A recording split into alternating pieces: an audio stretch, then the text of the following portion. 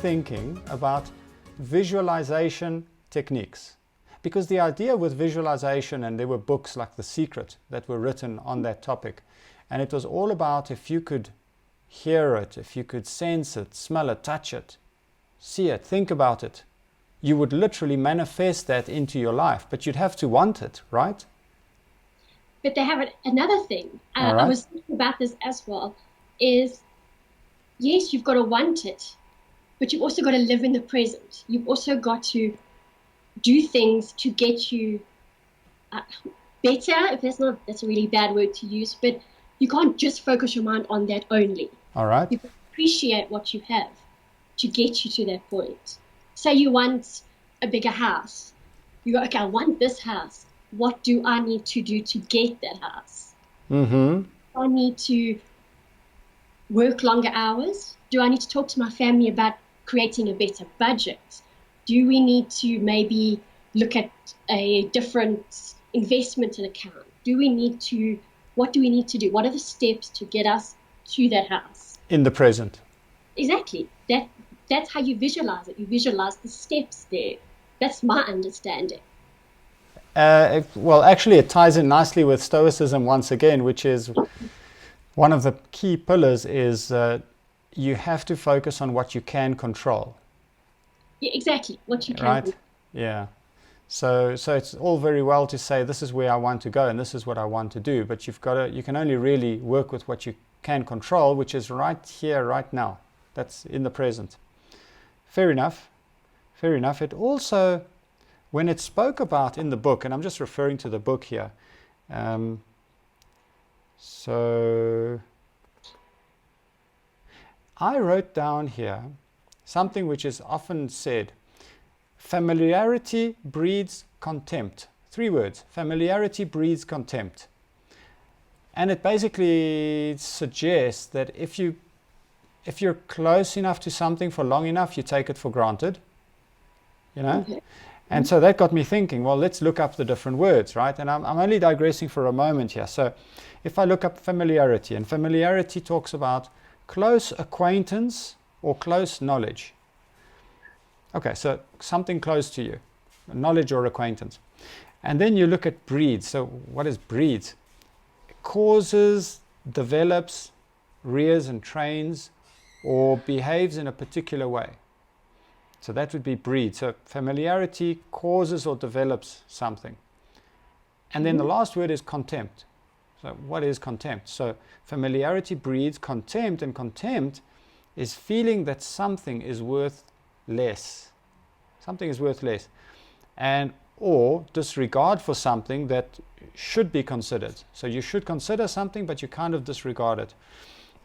And it basically ties in with what Ryan Holiday was saying here, where you should maybe fight your urge to gather and hoard, because you're not going to appreciate that stuff once you've got it.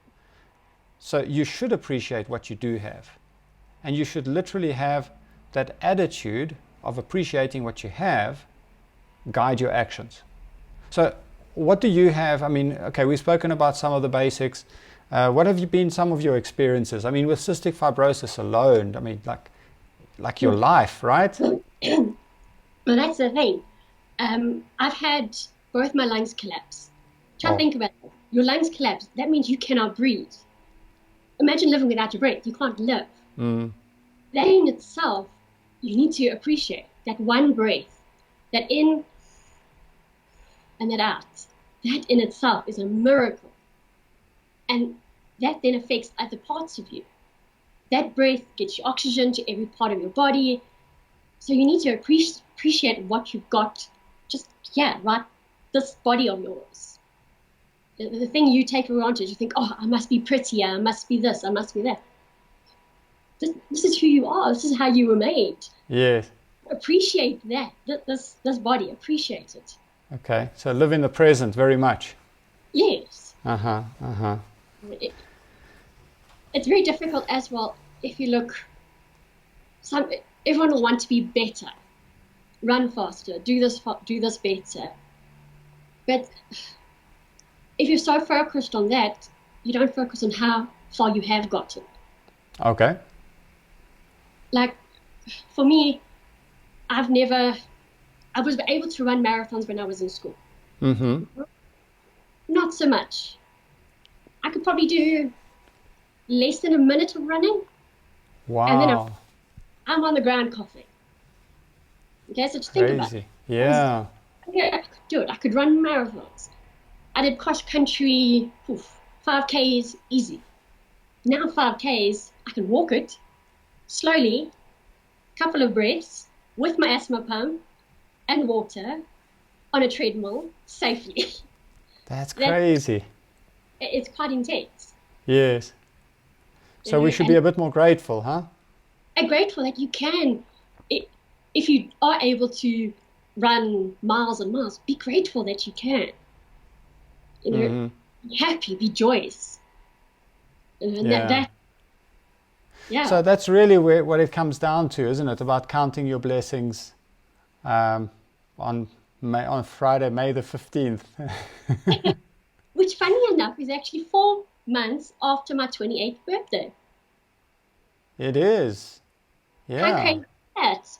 Now, I remember, and without I don't think I'm putting a curse on it, but I remember when we first met all those years ago, and your mom actually pointing this out to me, that she's not sure if you're going to make it past, I can't remember what the figure was, but because I know cystic fibrosis figures have been climbing over the years.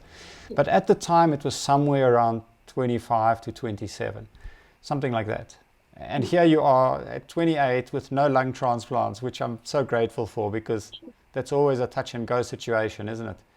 It And is. you know, I just want to point out to anybody who's watching that the thing with this is, okay, so you're looking at a girl here who's a lady Yeah. who's 28 years old, but you know, when you go through these experiences and you've got life and death experience and you're in hospital, and I remember the one time not too long ago, we were in hospital and somebody that you had known for having been also in and out of hospital over the years underwent a lung transplant, I think it was, and she didn't make it. Yeah. You know, that's like, that hits home, right? So every day after that, I guess you'd feel grateful. So it kind of totally makes sense. It totally makes sense. Yeah. I Well, think I also sometimes need reminding of that, because even I sometimes forget it. And I've got 2 friends at the moment who are in the process of getting onto the lung transplant list. And when they start asking questions and querying things and asking, are you guys doing this? How is are you on oxygen? How much oxygen? You realize, hang on, I actually haven't realized I'm doing pretty well. I'm not hundreds, but I'm doing pretty well. You know, I'm not on oxygen. That in itself is amazing.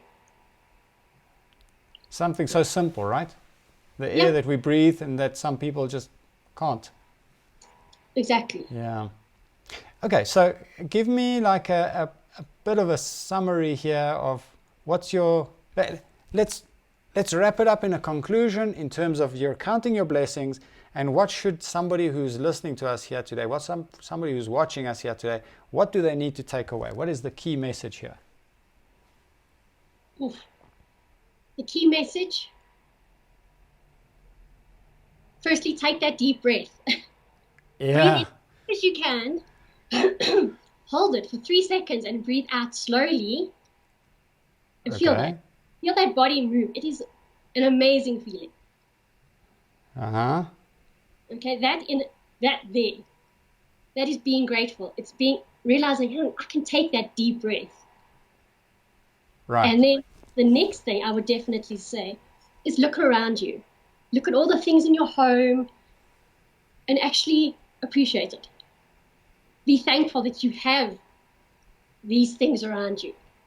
Consciously. Whether it be your couch that your husband's sitting on, or the stove that you just cleaned, you know, or the many, many dishes that you now have to clean as well. Appreciate that, because you've just had a meal.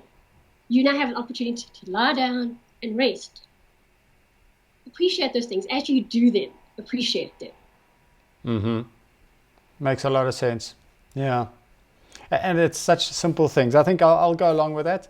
Be conscious of what's surrounding you, and as you touch things, as you see things, look at them in a different light, perhaps. Mm. Yeah. Yeah, good. Good. It does Well, change how you think, look at things. It does, right? And I think that's very powerful, to be able to take a deep breath, hold it for 3 seconds before you exhale. And somehow there are many people who couldn't do that. Yeah. Okay. Something to think about, something for us to get our heads around. So I appreciate you coming through. I appreciate you taking time to share that with us. I'm very, very happy. 28 years, you've made it past what you were supposed to. You're a true survivor.